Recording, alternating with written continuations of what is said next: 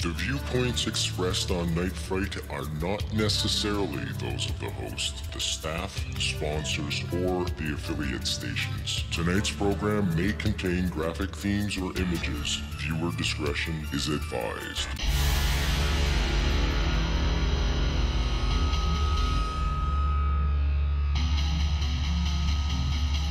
There is a time for question. There is a time for answers. There is a time to challenge. There is a time to speculate. There is a time for change. There is a time for truth. The time is now.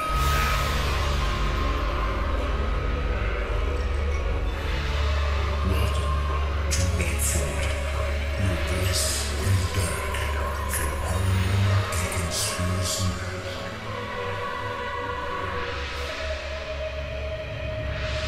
And now your host, Brent Holland.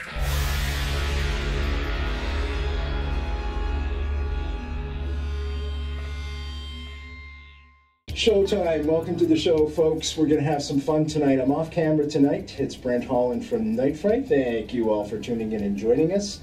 Talking to three great Canadian writers tonight of the horror genre. They're on tour right now. They're in my hometown of Kingston, Ontario, where, as you all know, I broadcast from. The tour is called The Dark Side. And the featured author, hold up your hands when I say this, guys, because you don't have name tags, Nick Cutter. There he is. Rob Pobi, and Andrew Pyper. Hello. Hello. The books are called The Deep, Harvest, and The Damned. I'm going to start off right away. How's the tour so far?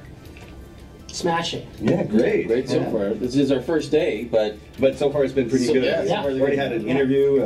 I had a massage. We had the drinks before. We all went and killed that drifter. Yeah, that's right. That was, right. But we weren't supposed to remember that not talking about that. Okay. We didn't do that. We went and had lemonade. That's right. Lemonade. How was the massage?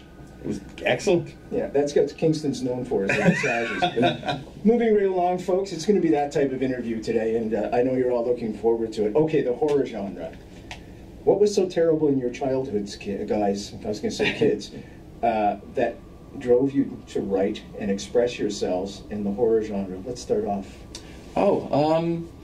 I actually had a pretty, I think, more or less happy childhood, but it was It can't be, after writing a book like this, it can't be true. Well, I was kind of a de facto only child. You know, I'm gonna cry. But my siblings I have 4 siblings, but they were all much older, and they were gone. Now I said left the house by the time I was, able to read, and so I was on my own a lot. So I read a lot of books, and I read a lot of scary books, as well as everything I get my hands on. And I guess I don't know. I was always attracted to the Gothic and the idea of I guess haunted houses in particular, and sort of domestic spaces that get infiltrated by something may or may not be from outside. And so I had a happy childhood, but it was one that my reading, for whatever reason, always reached for the scary or the unsettling right from the start. Did you have any personal experiences as a kid? As a kid, I'm not going to say it. More as an adult. I mean, just before I started writing, Nick and Andrew have heard this, but I had 3 people in my life die within maybe 3 months of one another. How old were you? 42. Not younger. I'm just saying that this is what shoehorned me into writing now, and I think that's where my mind goes towards this. And 2 friends died of cancer, and then the night before I literally closed my business, one of my lifelong friends was murdered. I was the last person to see him alive. Oh my God. And it was a block and a half from my house, and I went to my business the next day, and I stood in front of it with a key, and I remember thinking, if I open this door, I'm never going to take my shot at writing. So that's what I think that's the set point for me. So what brought me here was kind of a grim thing, and I think maybe I'm just trying to deal with it ever since. Wow. Kingston Penitentiary is just down the street. Mm-hmm. And that's where the serial killers were housed. Yeah. That's reality. Yeah. Where do you differentiate between reality and fantasy, if you will? Fantasy horror and steps into reality. With the way that I work, I mean, I'm not going to say I try not to too much, but I mean, I've in the past couple of years, I've read everything there is on serial killers. I mean, and you have to get into that real headspace in order to do a proper job of, you know, putting it down in fiction. I mean, I think especially in today's market, if you're not being honest, whatever that happens to be, I mean, people have, you know, he's got a different threshold for honest than I do, and Andrew's got a different threshold. But if you're being honest to yourself, if you're not being honest, the reader's going to smell out the bullshit. So if you can express things to a certain point, you have to take it to that point, because if you stop short, I think that the reader can tell. What's bullshit for you guys? You know, that I don't like this beautying up and sexing up of horror that Hollywood's been doing with stuff like Twilight, and I'm not criticizing those shows. They serve a place and a function. There's a definite demographic for it. But vampires were not these metrosexual hipster dudes with bare chests. They were bloody, violent, abhorrent, despicable creatures from hell, literally. And you can say that today, and it's lost its meaning over the years. But I went through Romania a couple of years ago where vampires are still very much alive, and it's, you know, this fascination we have about beautifying and sexifying everything is just, I don't think it should be applied to. I don't think there's a place for it in horror for me. Okay. Nick, for you, what was the turning point for you? Was there any personal experiences as a kid, as an adult, that got you into horror? So I, like Andrew, I don't know like Rob, because you never spoke about your childhood, but I think that's it. People want to think that there's some dark, you know, something going on in our twisted subconsciousness, or I'm waking with nightmares. I'm not saying you, Brent, I'm in the general, the sense is you're waking with nightmares, or you're just trying to like tamp down your sociopathic instincts, and the way you're doing it is writing these books. Most of the horror writers I've run into are actually sort of the most quotidian, normal, easygoing people you're ever going to really meet, and it just happens that our mind kind of work on that ambit and like to travel that. But if you'd say for me, I mean, I was hugely influenced by Stephen King as a kid. That was the one author that I loved, and my parents were just happy to see me reading anything. They didn't really care what it was. You know, I think as a parent, you know, as a father myself, I'd just be happy to have my child engaged with reading, maybe more so this generation than even prior ones. So I just grew up reading horror, associating with horror, and it was kind of a monkey see, monkey do. I loved the ideas that I was reading, and I just came up with my own as an adult. Andrew, do you pick a point in the future and work backwards when you're writing your book?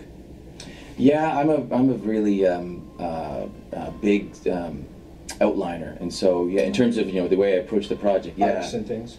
Sorry? Arcs. Yeah, arcs and I mean, right down to sort of you know, here's the storyline, down to the individual scenes, and even sort of how many kind of words I think a scene ought to be given its importance to the story. And so it's now, having said that, when I start writing the thing, it sort of deviates in many ways. But yeah, I'm a increasingly fascinated by the structure of story and thinking about all of that in advance of writing. Let's talk about characters for a second, the characters that are in the book. How do you go to form your characters? Where do you go in your head, especially a female character, for example? Do you draw upon something in your own life, perhaps your mom, your sisters, something along those lines? Where do you go to create your characters in your head? That's a good question. I mean, I think they're typically the protagonist is some prism-turned version of myself. I mean, that is, I'm not Danny Orchard, but yeah. There's so many differences, you know, they're uncountable, but there is something central about Danny that I share. Tell us about Danny, just so the folks Okay, know. Well, Danny Orchard is and his sister are twins, they're fraternal twins, right. Ashley. Ashley is the villain of the story. She is more or less, you know, right from the get-go. She is beautiful and brilliant, but she is psychotic and violent. And I dated her. Yeah, we all know an Ashley. And they both die on their 60th birthday, and Danny returns to life, and Ash remains dead, although not quite, because when he dies a second time and returns to life, he brings her back with him. So it's a story of a haunted, literally haunted twin. Ashley is just, you know, she is kind of, frankly, in a way, kind of a composite of some people, not just women, but that I've known who are well presented, you know, people who seem very sane, and then you kind of either come to learn or come to experience, whoa, this other capacity in them. How much of you is in Ashley? None, actually. She's quite Really? alien to me, yeah. Okay. A lot of Danny. So again, where do you come up? Because if she's so alien, where do you come up with this character? Because this character is pretty... Well, villaining's maybe a little bit easier because you just sort of, what's the worst? What's the worst thing she could do? What in this situation? There's one scene where she's in a, in a workroom with her boyfriend, and there's a bandsaw. Well, you sort of like, okay, this is what she might do there. It's not going to be a happy ending. It's not going to be a happy ending. So you're just like, for her, it's perfectly fine. She taught him how to make a bookshelf.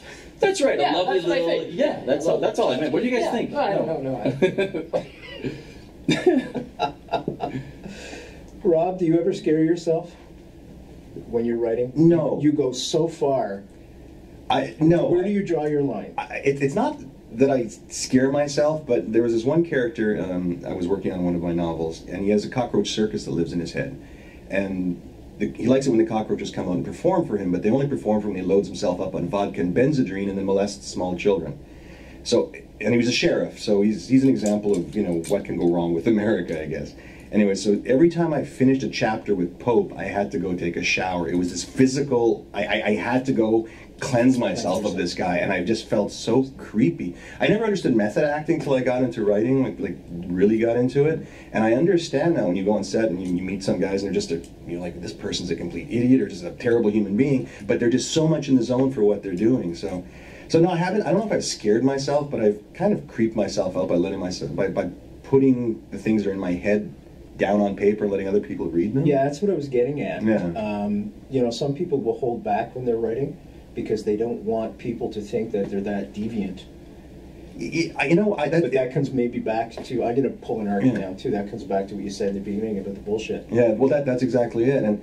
And whenever I think I can go too far with something, I just think of like Ed Gein, the serial killer. I mean, when they found him, he was wearing a belt of human nipples and a vagina hanging on it inside his pants. And so no matter what I'm going to come up with, I mean, it's been done 1,000 years ago during the Crusades, or it's being done by, I just can't reinvent the wheel.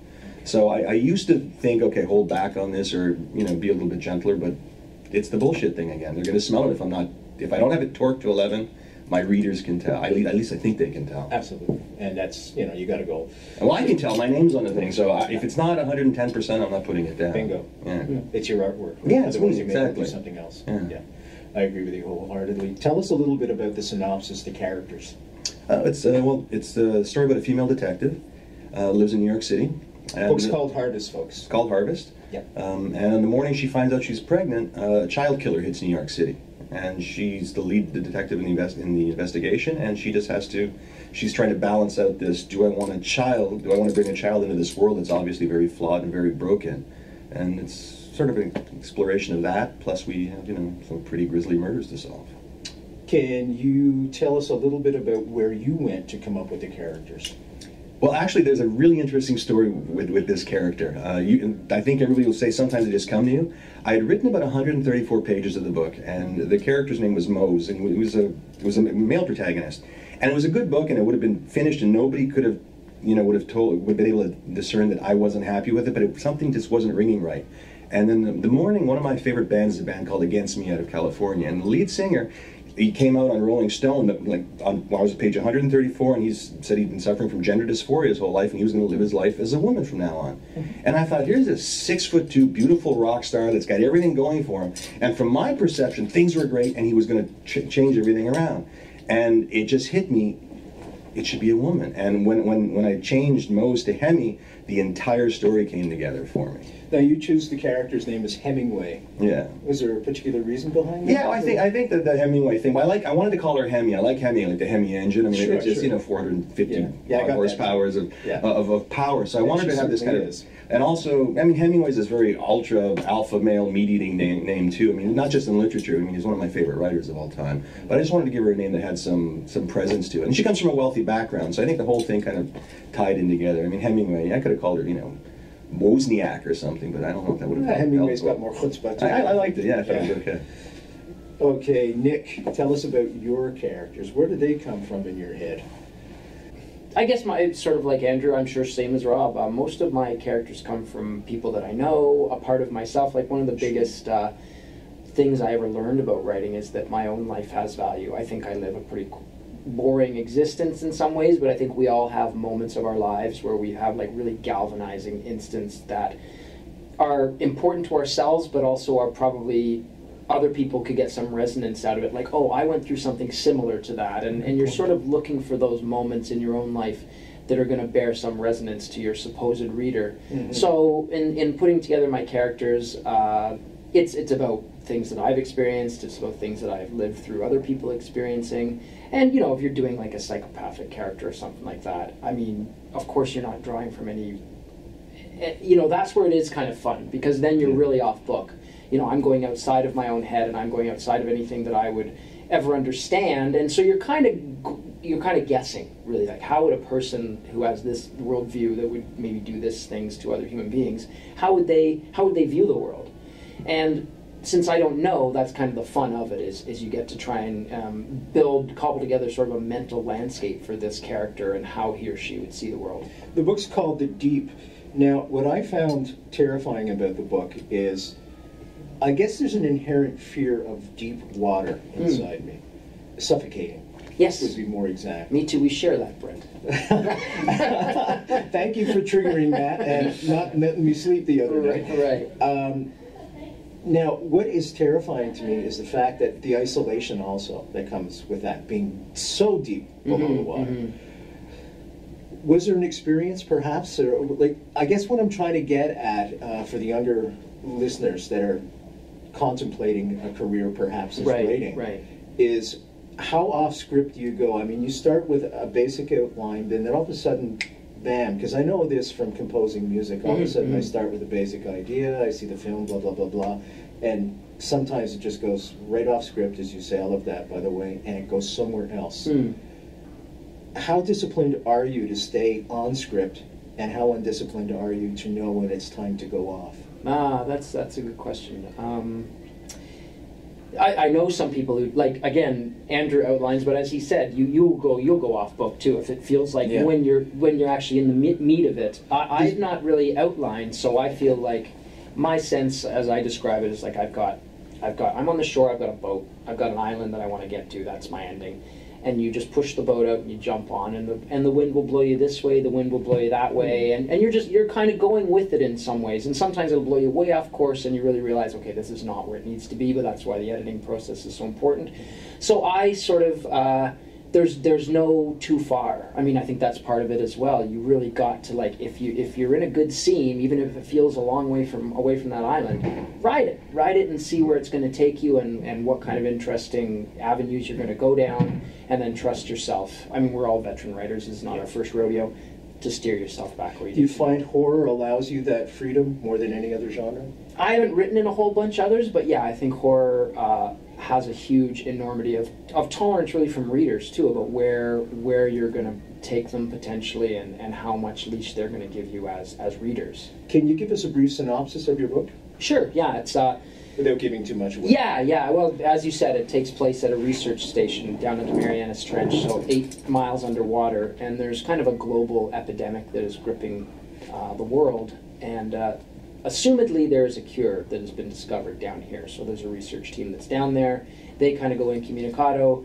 Classically, another research team is sent down to see what the hell's going on, and it's hell on earth, 8 miles undersea. Pretty cool. Well, thank you. It will scare the bejesus out of you. Let's go back to Andrew, and the book's called The Dam. Could you read that highlighted part? Okay, sure. It's right there. Yep. I apologize. No problem.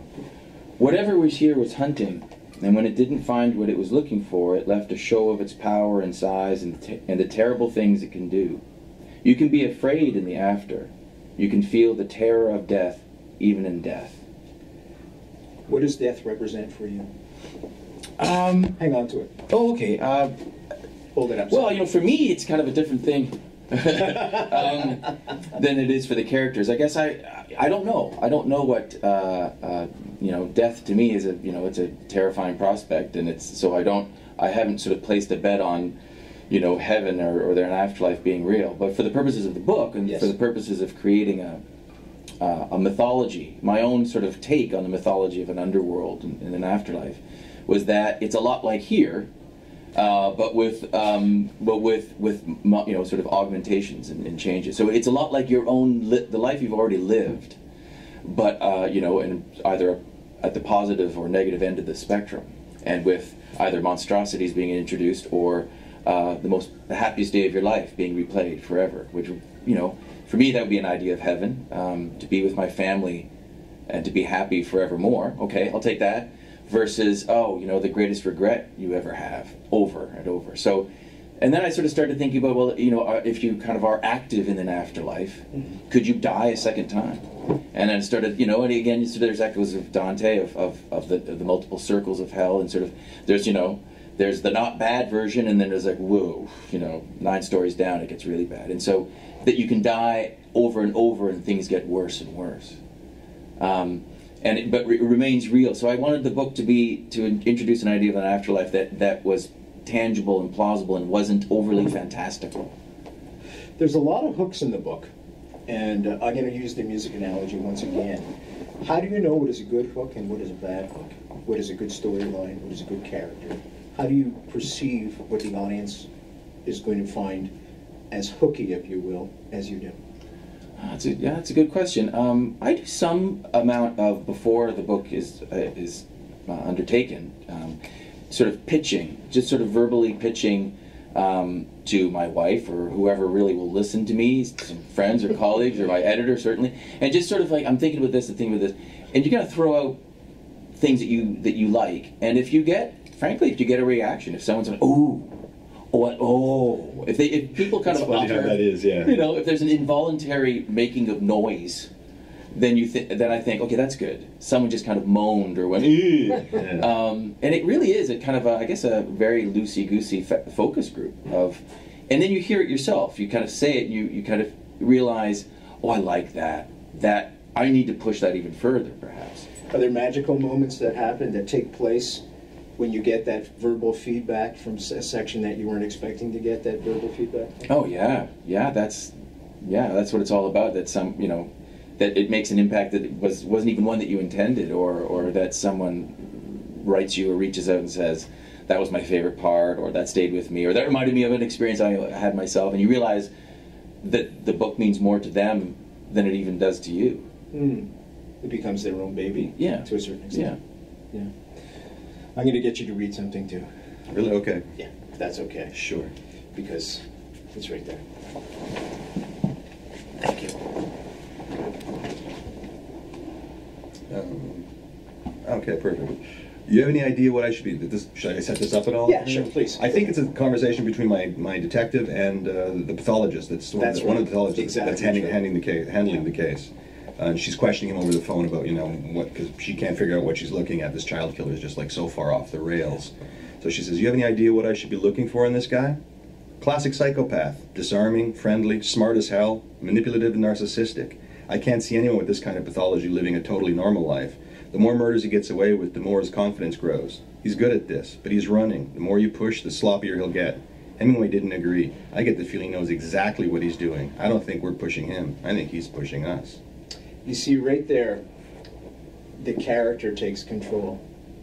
Now she's pretty much been in control the whole way through, but she's trusting her gut. Do you trust your gut as a writer as well? Oh, absolutely. I think Pure we're all going to say. I mean, as much as he will talk to the audience and talk to people, and we like feedback, we're the critics that we have to please first and last. Okay. You know, like, I mean, if you died tomorrow and that was your epitaph, you're going to be happy with it, whether it sells 10 copies or 10 million copies. And the same thing. There's that scene in the Johnny Cash biopic with Joaquin Phoenix, and he's playing his song, and then Phillips, the guy that's running Sun Records, says, you know, okay, we've all heard that story before.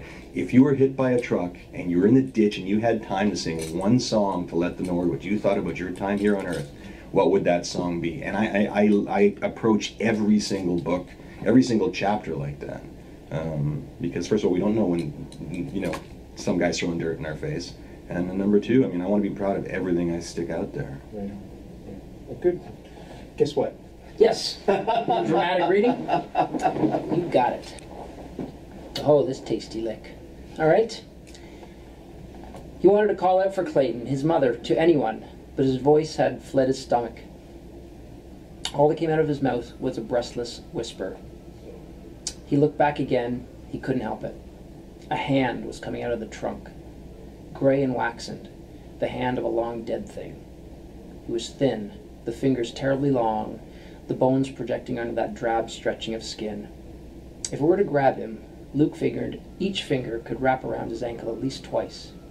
Every finger was tipped with a sharp black nail. It was, he realized with dawning horror, the same hand he'd seen inside the standing pipe, the hand belonging to the creature they'd fled in the swamp. And that thing was here, now, in the basement. Yeah, that's fantastic. You see, what you've done there, in my opinion, is you've created such a strong visual with those words. Again, does that come back to your own individual instinct to know which words to pick to paint that picture? Yeah, I think, too, I'm as much a child of literature as I'm a child of film. So I think in scenes. There are some writers who are, I don't know what you would call them, but they paint wordscapes almost, and they cover maybe 3 or 4 years in some way in a couple pages. I look at everything as like, here's one scene, I complete that scene, and then I go on to another scene where, and I look at it sort of filmically. So yeah, I think I think probably all of our writing has been described at one point or another as having some sort of cinematic qualities. And I certainly would never say that that's not the case. Yeah. So guys, just, a little plot, I'll take this out. When the books get optioned, you just keep me in mind for music. You got it. Okay. Have you all read each other's books? Yeah. Okay, I'm going to do something unorthodox. I'm going to put you on the spot. I'm going to get you to critique each other's books in a paragraph. Let's start with you, Nick, and you can start with Andrew, and then we'll do Rob. So I am critiquing Andrew. Andrew's book. Not Andrew himself, unless you want to. No, you feel well, it's necessary if I have to after being Andrew, in such a on troublemaker. tour with him for so long. This is a strange question. We got to spend 4 more days with each other in a small room. And Andrew is known to he's beaten me on several occasions. Yeah, well, I know. I don't need another beating, Andrew. Okay? No, I don't take any nonsense. I will say that I think for writers in Canada of dark fiction, Andrew has been for a long time sort of the gold standard of what it is to be that kind of writer, and Andrew, Can you think of something specific? You can tell the audience that why they should buy Andrew's book, why they should read Andrew's book. Yeah, well, yeah. I mean, he has a great sense of what he does is 2 things. He's incredibly literary, but it's also incredibly page-turning, and I think that's a rare quality to find those 2 things in the same writer, in my experience. And Rob has sort of explained it already. Rob goes to 11. And I love a writer who will go to 11, because I like to think that I try to go to 11 myself, so I think we're kind of kindred spirits in that way. Oh, you go to 11, all right. I like marshals that go to 11. Spinal Tap. Andrew? Okay, sure. Well, this is a new twist. Well, first of all, thank you. Welcome to Night Fright. Thanks, Nick. I would say, Nick, who also, writes as Craig Davidson in his literary fiction, is, I would say, if I were to sort of, would be the capsule, is he's a writer's writer, in that, he's someone who can he can and does do everything. And he's able to, to write, as Nick Cutter, these horror novels that are so fresh and convincing and very unsettling. And as Craig Davidson, and I've also read, been in, medical waiting rooms and opened a magazine and it's like, oh, hey, here's something that Craig wrote, in a magazine. It's like, this is really good. And he's writing about, I don't know, like, whatever, pulmonary fibrosis or something. Frog marshes, or who knows. But it's like he's, it's obviously a very rich God-given talent to be able to do all those things, to do them as well as Craig/Nick does. And Rob, I would say again, like the going to 11 is a very good and apt metaphor of like it. I envy that sort of, because I do feel just the way this isn't a sort of a marketing apprehension, but just my own DNA is sort of a little more restrained. There's a, it's like, so when I read, what Rob's villains do compared to my own, they're bad, but they, like these are really bad, and it's like that aspect of that bravery, I think, is really enviable. Yeah, to put that extra +1, you got to 10, and it's like, I do have this, and it's in red. So you want a little more, and I don't care. I don't, it's like you said, it's either 10 million or 10. but the 10 who love you, or the, you know, Or the 10 hate mails you yeah, get. it's like, but it's, you've got to get to that level in Yeah. order to really get that visceral reaction out of people, which, you know, which takes some bravery to get there. Yeah. Rob? Good one. Well, the one thing with his work that I love that shines through is this sense of family all the time. It's always a love for a daughter or one's family, and that's I find that refreshing. And it's, I don't feel like you're slumming with this type of fiction. I feel like you're taking this fiction and elevating it to a different plane than a lot of it is. And you're able to sell me on supernatural stuff, which is something I have a hard time buying. That's why I'm still dealing with dead children and stuff, because I have enough trouble with this world to get to the next one. And you make it convincing.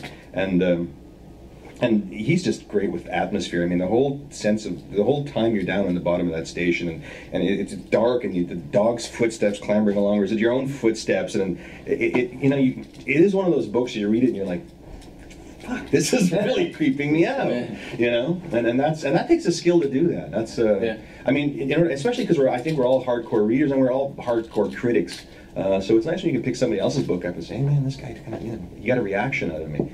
Because it's not an easy thing to do anymore. Yeah, we're hard. We're battle. That's right. We're battle-hardened veterans of the fiction wars, you know. So, given all those wonderful critiques of each other, who's going to buy the rounds tonight between the three of you? Well, I got it. 3 rounds. It's a long tour. Who cares? As long as they keep the alcohol coming, we're fine. Every one of those qualities you've described in each other absolutely are true, because those are the same qualities I see in each one of you. Right across the line. It's a very, very common factor. Your writing styles, your writing depth, profoundness of story just wants to make the person turn that page. That's even true. though None of us they're are superficial, scared out of right, their yeah. minds, because I was. Oh, good. And so congratulations, Mazel Tov. That's fantastic. Thank you. What's next on the tour? Where are you going next on the tour? Where are you fearing to go in all the list of places you're going? Nothing scares us. That's good about horror, right? Yeah. Kidding. Been there, done that. Yeah, it's minus 26 outside with the 300-mile-an-hour wind. So, I mean, this makes Siberia look like Aruba. So I really. So after this, it's Ottawa tomorrow. Ottawa, yeah, and then Montreal, and then Quebec City. Yeah. Yeah, I don't think we're fearing any of those. But Ottawa, maybe a little, only because the federal government sits there. But Ottawa is a place I'm looking No, that's a forward book on aliens. You to. can That's right. That's right. Okay. Happiest moment on the tour so far? I know you just This one's climbing the charts. This was engaging. Yeah, very much. I have a second. I will add maybe the second most gratifying so far is seeing our bus, which was wrapped, Yes, the Sweet wrapped in and decorated in our own names. Yeah. I mean, that's pretty slick. that's kind of Simon and Schuster have been stupendous with us. I don't Shout know out to about you guys, but they ask me, and I hate doing this stuff. I mean, you can look, you will not find me doing these things. I just, it's not something that's part of. I guess I just don't understand what it is. But when Simon Schuster said, Amy emailed and said, Robbie, you interested? It's like, count me in. Yes, whatever you want, fine. So they're easy publishers to get behind because they get behind us. I mean, it's that's fantastic. They've been amazing. Yeah. Do you guys inspire each other?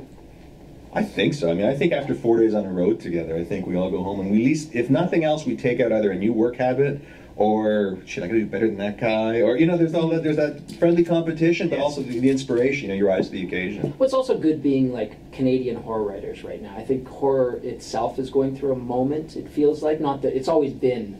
It's sort of a prolonged moment, but like any genre, it has like spikes where it feels like things. Is this a good spike? I feel like we're in a nice spike, not just here in Canada, but North America in general feels like there's some kind of real re-fascination or a deeper fascination for now with horror. So it's nice that we get to be part of it, but also we've worked really hard to put ourselves in this position right now to sort of ride the wave that's.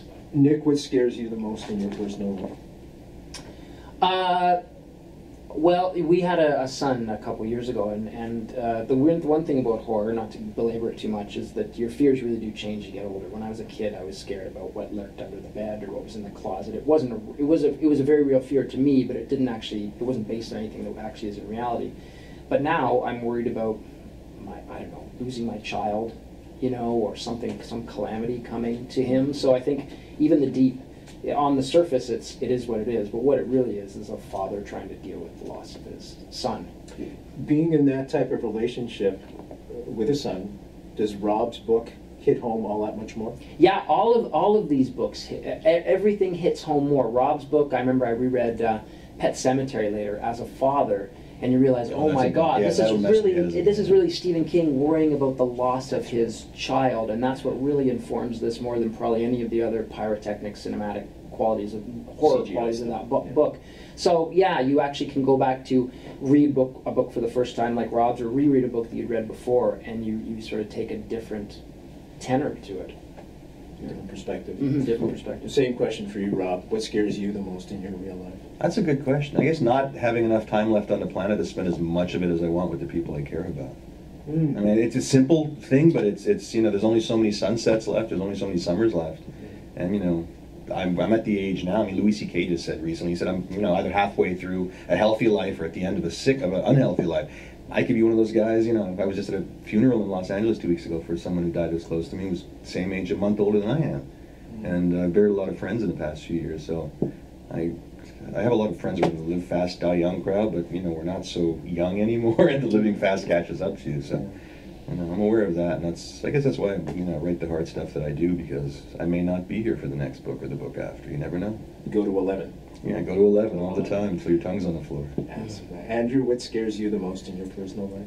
Yeah, I would say, you know, probably I would echo what Nick said. You know, I have 2 children, and whom I adore, and I love being with them, and they've changed my life. And so, yeah, the idea of it is literally unthinkable, in the sense that I'm so averse to even imagining it that I don't want to consider it. But that, yeah, that's what terrifies me more than anything. Does Simon & Schuster allot you time to Skype them at night? Well, I hadn't even considered that. I don't Skype as a practice. I just find it a strange thing. Yeah, but you tweet, right? I do tweet, okay, so I will tweet, Skype, and I'll use the old phone, the old line, and the old landline. The old landline. Delta Tango November Foxtrot. Oh, I brought my little ham radio with me. I have a crystal radio in my room. Oh, well, maybe you little earbuds. Doing Morse code. My son's on the other. It's just a bunch of ticks. I don't know, what is Dad trying to say? Sounds like you've got a good vibe between the three of you, a good banter going on. Yeah, I think so. So you're sharing a good time, you're sharing some good spirit, you're sharing some good jokes and everything else that goes with it. I think it's a positive thing, and I think it came out in the interview. I want to thank you all very much for joining us. Thank you, Brent. We appreciate it. Folks, don't forget to catch the Dark Side Tour. I'm going to put all the links on the website, www.nightfrightshow.com, www.nightfrightshow.com. Just click on tonight's guests' book covers. They will be there on the website. And order the books. They're fabulous. You will be up all night reading them without a doubt. And this is the perfect time for it. Get in your comfy chair, get a coffee going, get a tea going, or a beverage of your choice. And I always gravitate towards the beverage of my choice when I read a nice book. Get the fireplace, the comforter up, and enjoy these wonderful books by 3 of Canada's top horror genre artists. Thank you so much, guys, for joining us. Thank you, Brent. I'm Brent Holland from Night Fright. See you next time.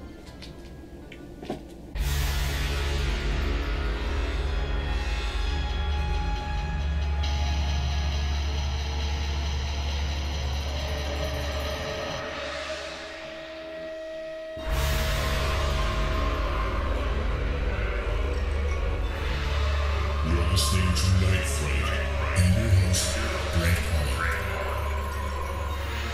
The time is now. Your voice in the dark for paranormal and conspiracy.